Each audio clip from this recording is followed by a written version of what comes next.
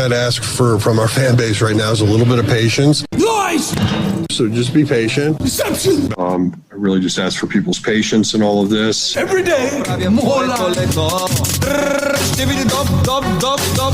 Yes, yes, yes, yes. Dip, stibbity dip, stibbity double, double, double, double. Yes, yes, yes, yes. This is Gateway City Sports.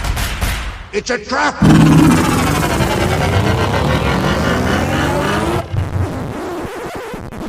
Oh, I'm sorry. Did I break your concentration?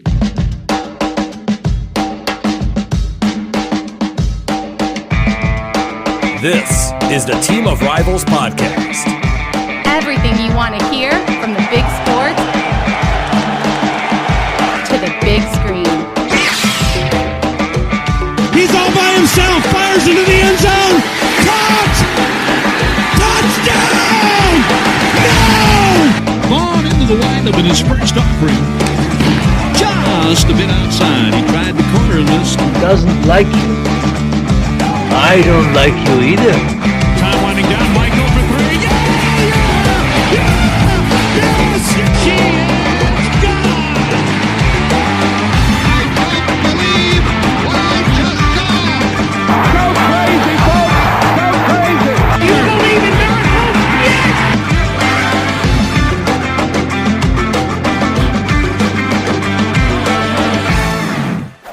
You may fire when ready. What?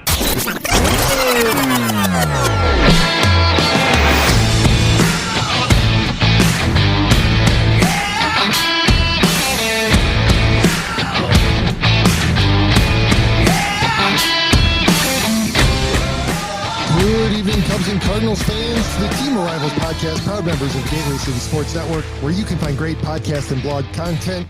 It's Thursday, June 1st, and I don't know what the hell that was that opened, but what I do know is that this is Team of Rivals podcast and that you can follow us on social media at Team of Rivals Pod. You can find us online at teamofrivalspodcast.com. And for those of you who prefer to watch the show, well, you don't get to do it this week, but you can always watch the little audio movies that we make on YouTube, Facebook, and Rumble. So hit the like and subscribe buttons and be sure that notifications are on so that you know anytime we post new content. I don't have much of a monologue. I know Ron's frustrated. I'm frustrated. Our teams are terrible, and yet they're still in contention for the National League Central. The NL Central is terrible. That's all there is to it. Joining me for this week's show, co-founder of TOR and number 125, the 2022 edition of the Top Cards on Twitter, Ron Nuttall, and living up to his job description, permanent occasional guest host, once again, not present. So, Ron, we're not even going to say his name tonight. He's Voldemort. No point. He's the Voldemort of the Team of Rivals podcast this week. He sent us a video that I was really looking forward to breaking down live on the show. I'm not going to do it without him here. No, not without him here. And that one's going to have to be a live stream too, because we're going to have to figure out a way to actually share that so that people can watch it. But right, that's a promise for another day. Right now, all we get to talk about is the terrible NL Central and the terrible Chicago Cubs, who apparently can get swept by the Reds. It really is one of the worst teams in baseball, but that they can sandwich that with winning games from the highest payroll in baseball and taking 2 out of 3 from inarguably currently the best team in baseball. Ron, I don't know what is going on with baseball this year. Well, but it's not taking as long for the pain. Well, if you follow like something like Twitter, it would say hashtag that's baseball, right? Like to figure out, one of the lowest income teams in the league has arguably the best record and arguably, I think, the best club. By far. Yeah. There's not a lot of room for debate there. I mean, just look at the standings for like 2 seconds. Although if you look at the standings for 2 seconds, specifically, let's talk about the Rays, right? Yeah, sure. The AL East makes as much sense as the NL Central right now. In that first place of the Rays, now that kind of, right, you always expect them to kind of be in contention. They seem to have cracked the nut for a small market team. but then in second place with a 2-game lead on the Yankees. It's not the Boston Red Sox. It's not the Toronto Blue Jays. I mean, we really should have her on right now to gloat because she's got to be feeling good right now. L's Baltimore Orioles are 14 games above 500. I know. Hey, having looked at this more, I regret, not reaching out, 'cause she's always willing to talk a little bit of baseball on her East Coast Birds. Yeah, you're right. I mean, pretty damn good record at this time of the year for anybody. If they weren't in the same division as the Rays, they would be leading in 4 of the other 5 divisions. The only one they would be trailing would be the Rangers in the West, and that's only by half a game. Unreal. Well, that's baseball.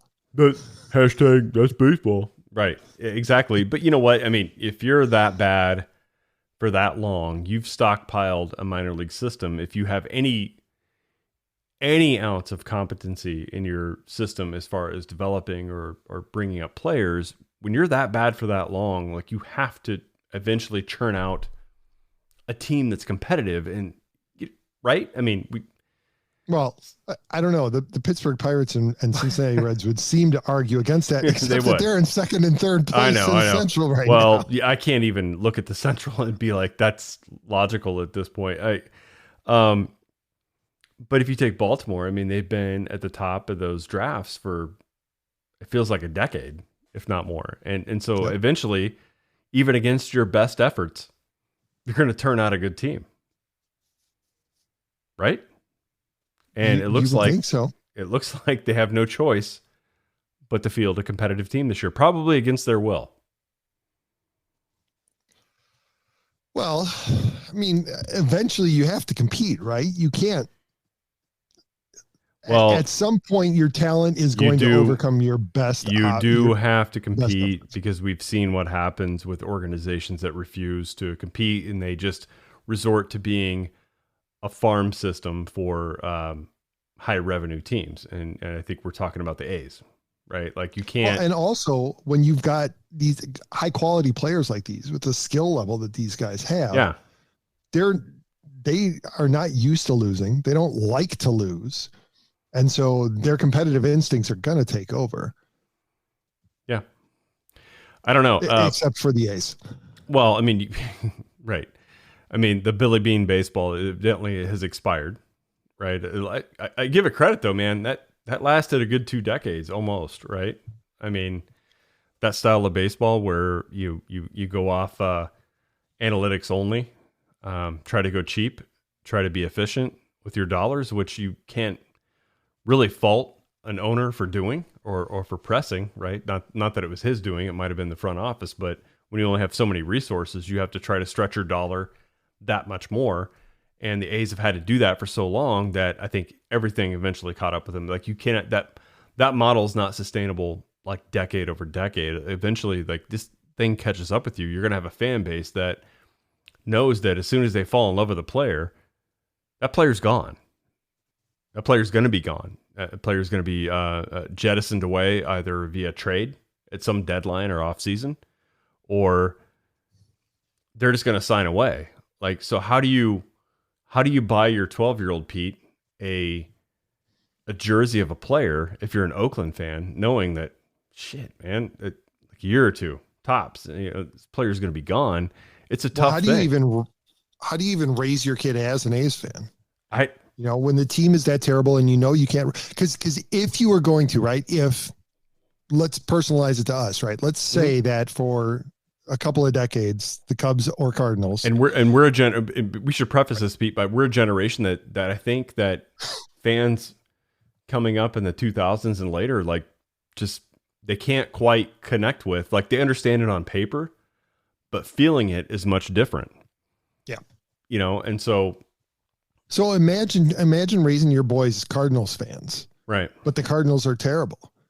I think at that point, and sustained terrible, right? Where to the point where that the young players that they have are not going to stick around because they're either going to get traded because the team's going to be out of contention, or as soon as the player hits free agency, they're going to have priced themselves out of the team's range and they're going to leave. Yeah. I think at that point, you have to, if you're going to inflict that pain upon your child and raise them as a fan of a cursed club, I think you have to raise them on the legends of the past, right? So you don't get them, it's the only way whoever you can the do hot young player. I can't name anybody on the A's right now, but instead you raise them on Dave Stewart and Dennis Eckersley and in their or prime. you reach Mark back a little McGwire bit farther and Jose go, hey, Canseco. Reggie Jackson, I know we see a bunch of pictures of him in a Yankees uniform, but he was an A's player too. So you're right, Pete. I mean, those are the jerseys you buy. No, that's a good call, man. And that would be a really tough thing to do. You have to think that at that point you resort to kind of like a college fan where these players are never permanent. It's about the team. Right. And that's it. Right. And so it's harder. Baseball has had to evolve into kind of like that college model for a lot of teams where, man, don't get in love with names on the back of the jerseys, which is, it's not designed this way, but it works for college that they do not put the players' names on the back of the jerseys. It's only a number, and it's about the team. It's about that. It's about the legacy. It's never about an individual player, which is tough for baseball because baseball's been a different dynamic for many, many years where you saw that same name, that same number, and you tied that to a player. You tied that to a part of your past, a part of your childhood, and it's just not that way anymore. So I think that, modern day baseball fans and families, guys like us bringing young kids up, man, they're going to have to like pivot to some kind of college model for like 60% of the teams at least. I don't know how else you do it. I don't know how you raise a young A's fan, Pete. That's a really great question you brought up. That would be difficult. And you also wonder, how are things going to change when they move to Vegas? Yeah. Because they're not going to change management, right? They're just moving the team. The same ownership is going to be in place. You have to imagine that the same front office is going to remain in place, at least for a while. So. And you know what's going to annoy us? What's different? You know what's going to annoy us is all of a sudden that owner will open the pocketbook because they're in a new venue, new location, new city. Well, where was that money before? Well, I didn't have it. Magically, you have it. Which to a certain extent will be true, right? Because there will be new revenue streams that will open in a new, more modern stadium. They're going to have more favorable contracts signed. There's going to be a curiosity factor of them. You've seen it. You've seen it with the Raiders. You've seen it with the Vegas Golden Knights. You've seen it with the Rams too. Rams moving out to LA. Like all of a sudden, they have money now if they move to LA, which of course, yes, they do, but they still had money at their previous venue. They were gearing up to make a splash when they hit their new market. Now that's the way it works. Right. And that's an excellent point. That may be exactly what we're seeing right now with the A's, is that knowing that they're leaving, they are pinching every penny so that when they move to their new venue, they can make that big splash, right? In anticipation of the new revenues in order to drive attendance, right? Okay. We have to field a competitive team right away. So we're not going to spend now. We'll spend in 2 years. Yeah. Which is essentially, it's what the Rams did for years before they moved, right? Before their planned move. When you hire Jeff Fisher as a coach, like you had thrown the towel in already, and not to disparage him, but seriously, like you weren't really competing. You were, despite sellout crowds and everything, that market wasn't going to rake enough in for you, and you wanted them somewhere else, and that's how you did it. And I'm not going to be a hypocrite, man. If you're a business owner, you have the right to do what you think is best for your franchise, your company. And so if you need to move them, you want to move them, you just do it. The thing that rubs people wrong, and the thing that is wrong, is bargaining in bad faith. Is just not being honest about it. If you wanted to move, the A's to Vegas, then just come out and say it, man. Don't try to negotiate with the city when you have no intention to stay there. Same with St. Louis and LA. Like, okay, the Rams if Kroenke wanted to move them to LA, man, just come out and do it. Like, come out and say it, project it, and don't negotiate in bad faith. And it's still going to suck. People are still going to be pissed, but it's going to be, well, let me put it this way. it would have cost that man $800 million less if he would have just come out and said it at the beginning. Right.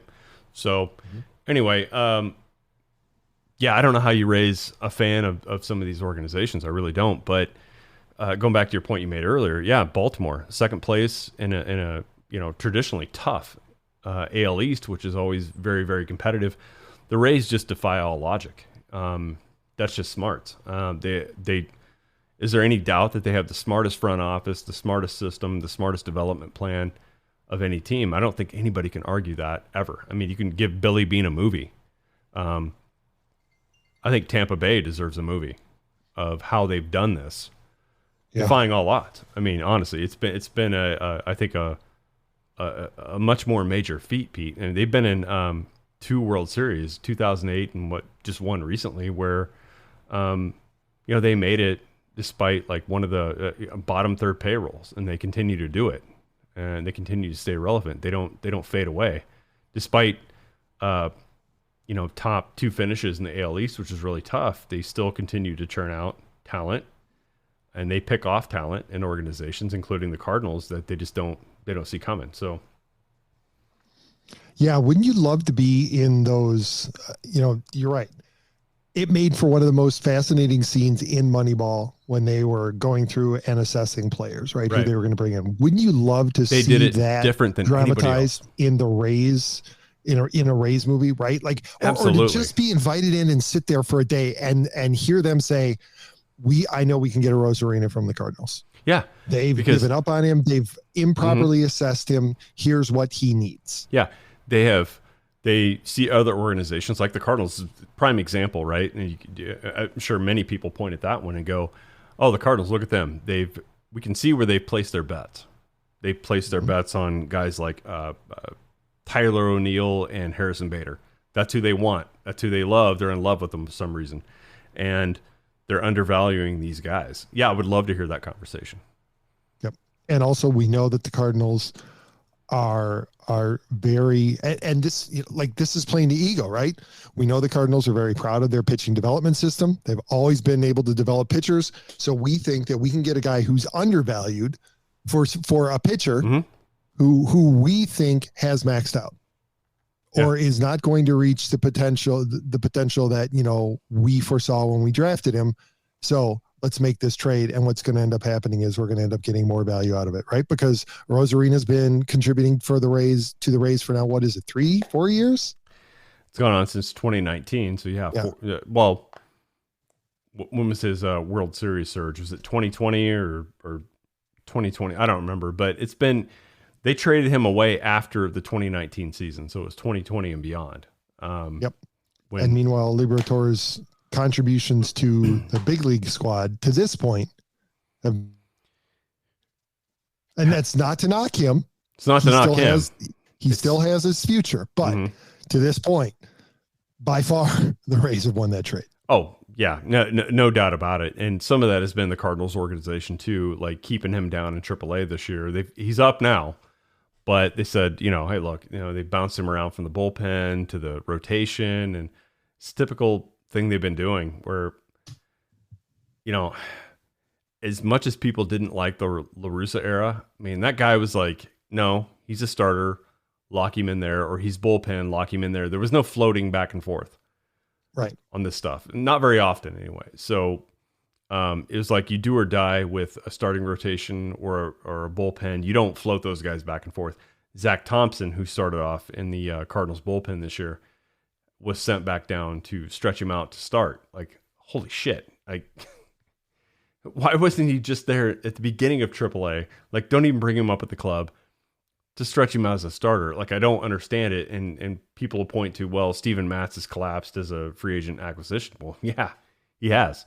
But why did it take, why does Zach Thompson have to spend more time in the minor leagues now stretching out to a starter? Should just been doing that from the beginning. So yeah, a lot of questions are floating around in Cardinals fans' mind about this organization, just their decision making. Just this outfield they haven't been able to figure out for like 6 years now, and they still can't figure it out. So it's just it's puzzling, man. For a team that in 2013 was at least media looked at as, like this is the future of baseball, the way the Cardinals are doing it. And just like less than 3 years later, they're irrelevant. They've been passed up by everybody else, and their means to evaluate their talent has just been shit. And you can prove it in trades or whatever else. And yeah, it's frustrating. Yeah. And meanwhile, the Cubs, they just keep finding ways. You said I thought it would be. I thought it was going to be way more fun for you guys. But it was fun the first month of the year. Mm-hmm. The month of May was brutal. They kept finding new and creative ways to keep losing the same way. Don't tell me about a brutal May. I will hear nothing of it. But yeah, I understand. I understand from a standings point, because I'm looking at it now. I'm like, yeah, I didn't predict this. I thought the Cubs would have, with the less pressure, the less expectation, but the hodgepodge of experienced veteran talent. Man, I really thought this would be looking a lot different. They'd be somewhere in the middle of the pack at the NL Central, but giving teams fits. Like teams going into Chicago was going to face this veteran group that's clearly in a rebuild, but they've got a bunch of temporaries there that would kind of, bad news bears them to death, I guess, at their best. And that's not happening like I thought. So, yeah. And I didn't think that on June 1st, we would be already talking about the possibility that the Cubs would be selling again. Right. I thought if they were going to be talking about selling, I figured it would be much closer to the deadline, right? That they had that they had come up short and decided that this is, it's whatever. It's June 1st. And we're discussing the possibility of the Cubs selling yet again. Yeah. Well, and they do have inarguably, they have a lot of attractive guys on the last year of their contracts, or in Drew Smiley's case, on an attractive contract for next year as well. Guys who are performing. Bellinger seems to at least be league average with the bat. And when you combine that with his defense, he's valuable. Marcus Stroman is on a tear right now.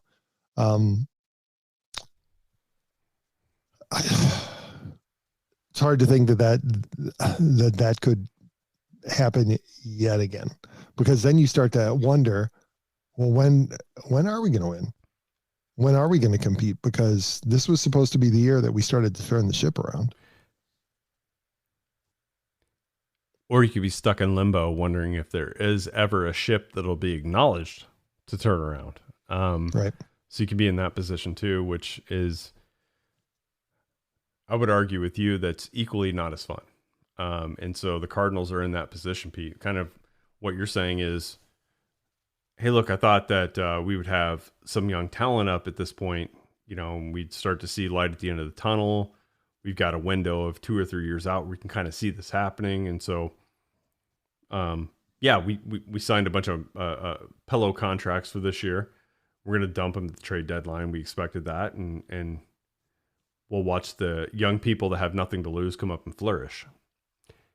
And it sucks when you don't see that. And that's in limbo mode that I feel like as a Cardinals fan. Like, part of me feels like, shit, at some point we're going to have to do that, but it's like it never comes. Like, it's just tires just spinning in the mud. Like, you don't know. So, and when you have a .439 winning percentage, 65 games into the year, you kind of feel that way. Or 57 games a year, whatever it is. But, we're a third of the way through the season, and I don't know where this team's going. Yeah, and I have to imagine that the frustration level there is much greater than it is in Chicago. Because we knew that it was, we knew that it was, a 50-50 proposition that this team was gonna be competitive, and that their only realistic chance of getting into the playoffs was going to be if they won the division. So it was going to be tough because the Cardinals and the Brewers look competitive. But, it was supposed to be the first step in the process. You're the favorites to win the division. So I have to imagine that people in St. Louis and the followers are pulling their hair out. They are, including myself, because, well, we are and we aren't. We aren't because we knew pitching was going to be a weakness, and it has been for like 2 or 3 years. And so, anybody that thinks right now we can trade our way out of this, like trade who to get out of it? Right. Tyler O'Neill, like, not going to net you anything. Dylan Carlson, not going to net you anything. You've run out of your other guys, so you're not trading for anybody right now on June 1st or 2nd that's going to bring back anything that's going to help you. This is a problem that should have been addressed in the last 3 off seasons. You've been hearing me on this podcast with you talking every week. Like, this has been a problem. They haven't addressed it. So they can't make up for it now. So the question becomes, you've got some pillars in the organization in Goldschmidt, Arenado. You can't trade either of them. I'm sure they got clauses that prevent that. I know Arenado does. I don't know the extent of Goldschmidt's deal, but like, they're going to be stuck, man. And the frustrating thing about being a Cardinals fan is there is no like rebuild, right? They've never done that. They won't do that. They go on record as saying they won't do that. And so you don't really know what direction they're taking ever.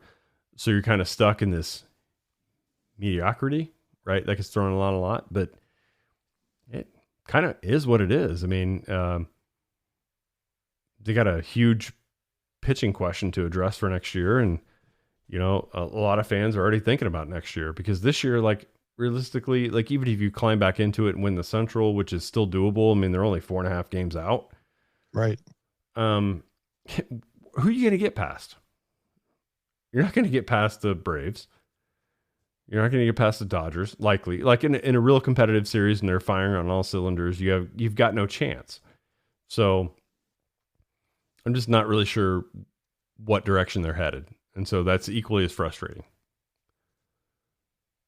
I guess. Well, hey, this is something that's popped up in the last, looks like a couple hours. I don't know if you even noticed this, but Jordan Walker's coming back. Yep, I did notice that. Yep, so problems are solved, right? He's sure. all fixed. I wouldn't say he's probably all fixed, but they've had nobody in their outfield that they've run out there all year that's been the answer. I said it, I think, at the top for a show. Like, the outfield, they were trying to figure out the outfield for like what, 6 years?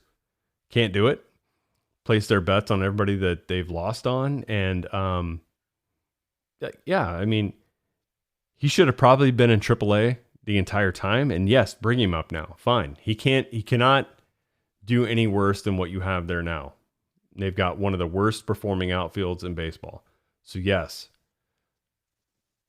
bring him up, let him figure it out up there. There's no pressure, man. You're in 4th place in the shittiest division in baseball. Tied for 4th. Yes, by games, but by percentage, it's .003 better than the Cubs. Tied for 4th. I'm still saying we're ahead, but yes, you're right. Well, listen, in Cubs related sell-off news, I don't know if you saw it. I actually saw it in our messages as I was getting ready tonight. Sell-off Target. And the focus of much ire from Cubs fans when he left. Chris Bryant is once again on the IL. Once again on the IL, yeah. He's not been a value to the Rockies, like, at all. He's hit, I think what I saw is, I think he's hit 10 home runs since last year with the Rockies. Oh yeah, here it is. 10 home runs and 31 RBIs. And he's getting paid, $26 million a year. Kind of wonder if might have known something when they said, you know what, we're not going to extend that contract. Maybe that's right. I'd say more that, I don't know how much the service time thing like rubbed him the wrong way. But I think kind of like Bryce Harper, when he hit the free agent market, there wasn't suitors sitting out there like these guys thought there would be at that time. Yeah. You remember, like I didn't see Bryce Harper signing a 10-year, $300 million deal or something. I thought he'd get way more than that from somebody else, from like a marquee team. And not saying that Philadelphia is not a marquee team. They're still pretty high up there, but they're better than our team. Yeah, they are. But you got to look at it and go like, I thought his sight was a little higher than that. And I kind of look at Chris Bryant the same way. Like, I really thought that somebody like San Francisco or somebody else, like a little bit more of a competitive year in, year out team, would pick him up, and that didn't happen. And so the Rockies, who offloaded Arenado because it was a albatross of a contract at third base, decided to go ahead and pick up Chris Bryant instead. So yeah, they're going to hate that deal. They are. And, it's one of those things where it's all a matter of timing, right? I mean, especially with big free agents. Right.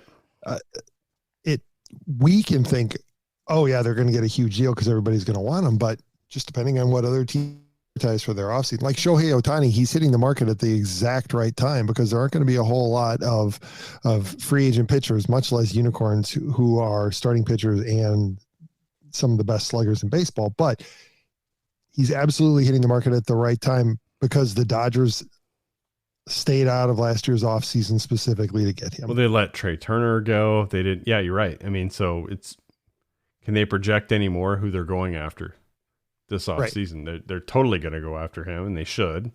But if they had overextended themselves, what would Shohei Ohtani's market look like? Now, he's so unique that probably wouldn't change much. There would be teams there, but the Cubs have long been connected to him, but I don't realistically see them going after Ohtani this offseason because I think that they don't want to tie themselves to a contract that big.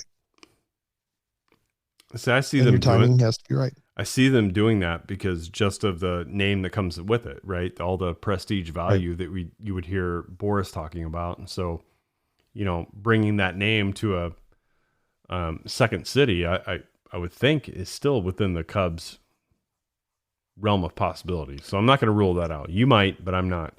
And the way that this season is turning out, that may have completely shifted the calculus, right? If this season was going better and if the Cubs were projecting more along those lines, they might have looked at things and said, you know what, we don't need him. But they may be looking at their roster and saying, well, I'll tell you who does need him. That would be St. Louis, and that ain't happening. I know that him and Newt Bar shared a lot of hugs during the World Baseball Classic, but I love how some of these pockets of Cardinals fans do the Photoshop thing where show Ohtani in a Cardinals jersey and all that stuff. But man, guys, we've been down this road before. Those are waters the Cardinals will never swim in. You heard the intro. Ain't happening. We like the team we have. Most comfortable. Mm-hmm. Do I need to play it again? You might need to play it again. Just to drive the point home for those who missed it. I'd ask from our fan base right now is a little bit of patience. Noise! So just be patient. Deception! I really just ask for people's patience in all of this. Every day, more lies. There you go.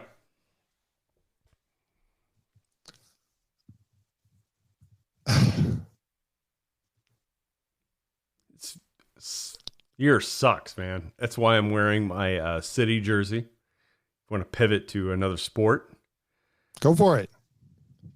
And I know you don't follow Chicago Fire, but they beat St. Louis like twice within a week. You look puzzled. Rumor has it they're pretty good.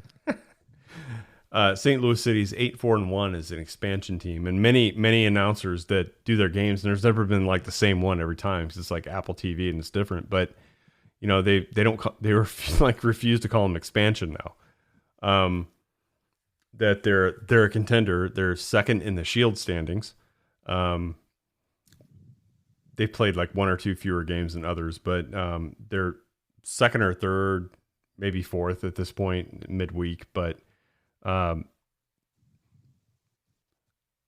immensely, I know I'm saying this. I know you won't believe it. It has been immensely more fun to watch St. Louis City than it has Cardinals baseball this year. And that is no damn lie, man. I am tuned into every minute that I'm able to watch. It is wildly more entertaining. I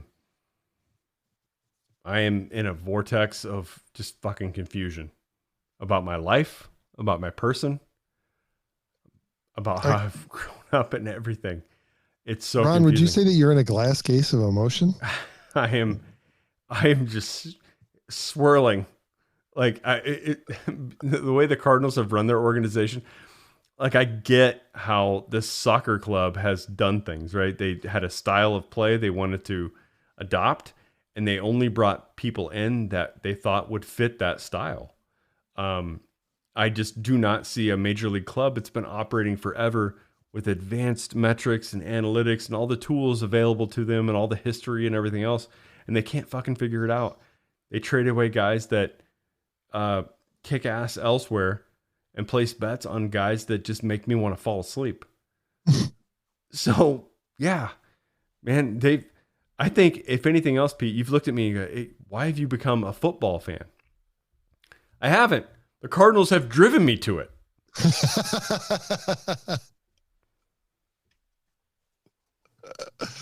That's the show title. The Cardinals have driven me to this insanity. I mean, take your time. Take your time to write that down. I'm getting it. All right. And honestly, I don't know that there's a better way to end this week's show because, I mean, what more is there to say? There's not. That's the shitty thing. This is what's going to drive this show. Like, we've done this for like 6.5 years. This is what's going to end the show, is this division. Apathy. That's what it is. Right? It's not going to be pure hate, because we could survive on rage podcasts for seasons after seasons. It's going to be apathy. And that's what we don't need right now, because both teams. If we were just 20, if we were the same age when we met, this would be a much different show. Oh, yeah. I would be vibrating right now.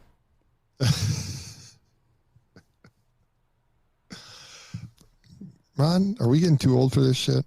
we're getting kind of that age where you guys shouldn't do podcasts anymore. Well, if you enjoyed this upper of an episode, don't forget to comment and subscribe. And if you want to help spread the word, please give us a 5-star review and tell your friends to do the same. We're available on Apple Podcasts, Spotify, and wherever else you listen to podcasts, as well as Rumble, Facebook, and YouTube. Be sure to check out the other Gateway City Sports Network podcasts, including the Derek King Sports Show. That's a winter podcast. Talking Sports in the Bleachers with Don Glenn. 2 for 3 with Moose Michaels. XFL, STL. And I think that there's one more. I don't know. Anyway, you can find Elliot on Twitter. You certainly can't find him here. _Elliot.